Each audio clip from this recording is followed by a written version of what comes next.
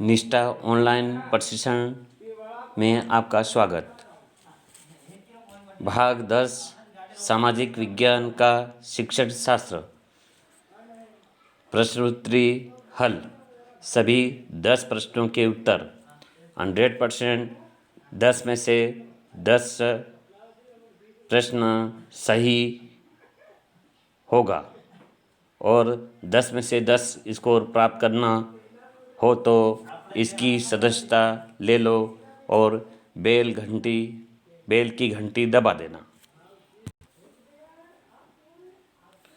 पहला प्रश्न है,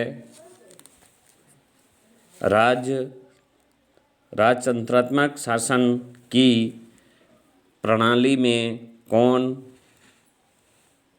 निर्णय लेता है और सरकार चलाता है? तो इसमें पहला है मुख्यमंत्री, दूसरा है प्रधानमंत्री, तीसरा है राष्ट्रपति, चौथा है राजा रानी। तो इसमें चौथा प्रश्न आएगा उत्तर राजा रानी। दूसरा प्रश्न है सामाजिक विज्ञान सामाजिक अध्ययन वर्ग में मॉक संसद का संचालन करने का मुख्य कारण क्या है? इसमें पहला ऑप्शन दिया है राजनीतिक संस्थाओं के काम काज की कुछ समझ विकसित करना। दूसरा है राजनीतिक विज्ञान की अवधारणाओं को याद रखना। तीसरा है स्कूल के लिए जुटाने के लिए। चौथा है कक्षा में छात्रों के व्यवहार का आकलन करने के लिए। तो इसमें से पहला ऑप्शन सही होगा राजनीतिक संस्थाओं के काम काज की कुछ समझ विकसित करना।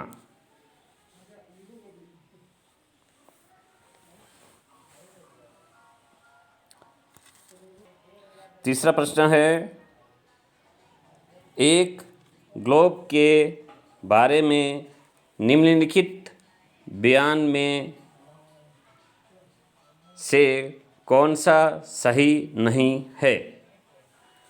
इसमें पहला ऑप्शन है स्पर्श ग्लोब विशेष ज़रूरतों वाले बच्चों के लिए इस्तेमाल किया जा सकता है। दूसरा ऑप्शन है ग्लोब महाद्वीपों का सही आकार नहीं दिखाता है। तीसरा ऑप्शन है ग्लोब पृथ्वी का एक मॉड्यूल है।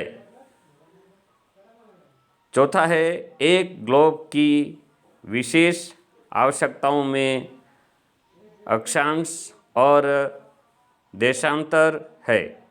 तो इसमें दूसरा ऑप्शन सही होगा ग्लोब महाद्वीपों का सही आकार नहीं है। चौथा प्रश्न है 23.5 डिग्री दक्षिण अक्षांश के रूप में जाना जाता है। इसका पहला ऑप्शन है मानक मध्यम रेखा, दूसरा है कर्क रेखा, तीसरा है मकर रेखा, चौथा है भूमध्य रेखा। तो इसमें तीसरा ऑप्शन सही आएगा मकर रेखा। प्रश्न नंबर 5वां, निम्नलिखित में से कौन सा कथन सही है? अक्षांशों की सभी रेखाएं भूमध्य रेखा से छोटी होती है। दूसरा है देशांतर रेखाएं, रेखा को समांतर रेखाएं भी कहा जाता है। तीसरा है देशांतर की सभी रेखाएं लंबाई में समान होती है। चौथा है अक्षांश रेखाओं को मेरिडियन कहा जाता है। तो इसका पहला ऑप्शन सही होगा। अक्षांशों की सभी रेखाएं भूमध्य रेखा से छोटी होती है।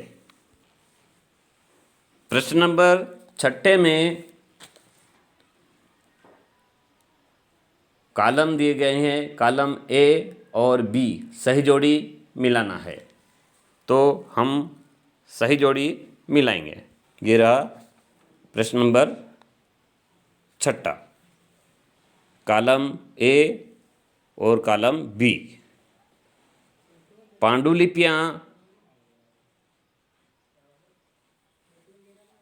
पांडुलिपियों का होगा तीसरा। शिलालेख का होगा चौथा। लेखन जो या तो पत्थर की है। स्मारक मतलब तीसरे का होगा, सी का होगा 2 नंबर।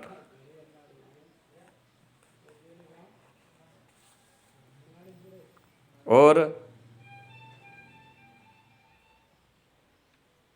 चौथे का होगा पुरातात्विक साक्ष्य धातु पर या ईंटों पर अक्रिय होती है, इसका होगा पहला। इस प्रकार से जोड़ी मिलाने पर ए का आया 3, बी का आया 4, सी का आया 2, डी का आया 1, तो यह ऑप्शन सही होगा। 100% सभी लोग इस पे निशान लगाएंगे। प्रश्न नंबर 7, साहित्यिक स्रोत है। पहला ऑप्शन है पत्थर के औजार, मिट्टी के बर्तन, जले हुए अनाज।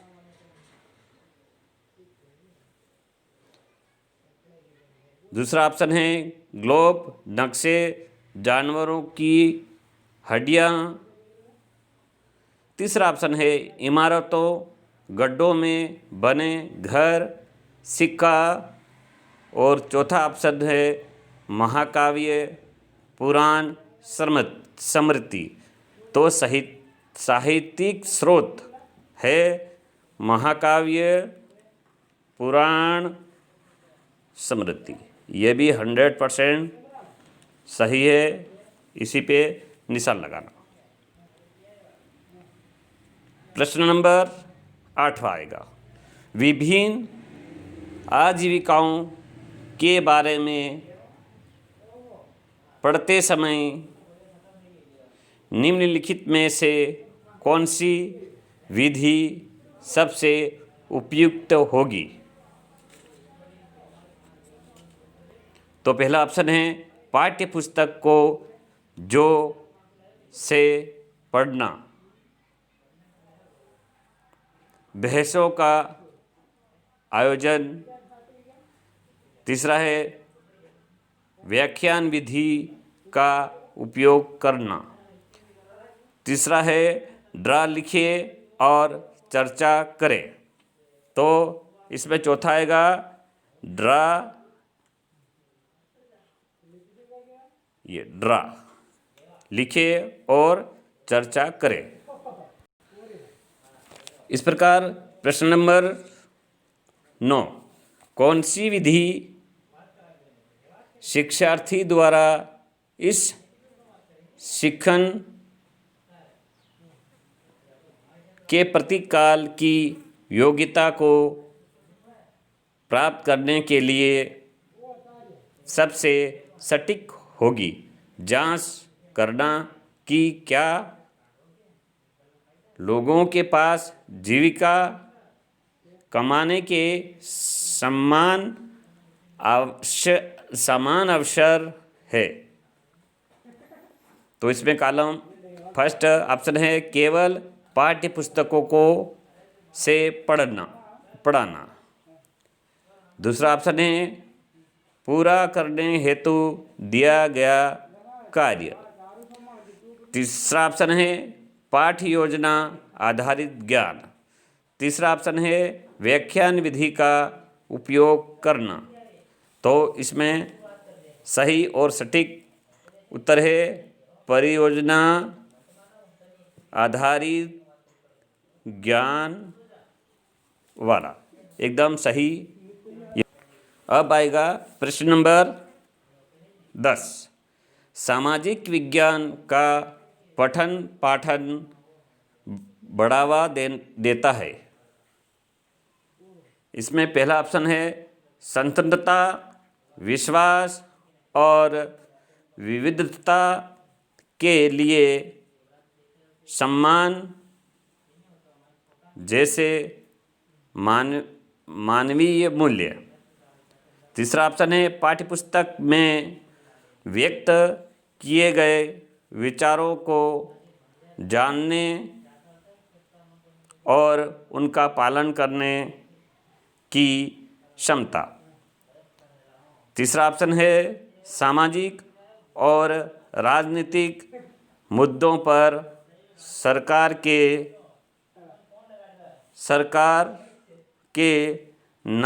नजरिए का ज्ञान। चौथा ऑप्शन है उच्च स्तरीय पर इन विषयों का अध्ययन करने के लिए।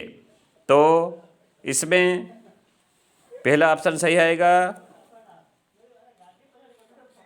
स्वतंत्रता, विश्वास और विविधता के लिए सम्मान जैसे मानवीय मूल्य। धन्यवाद।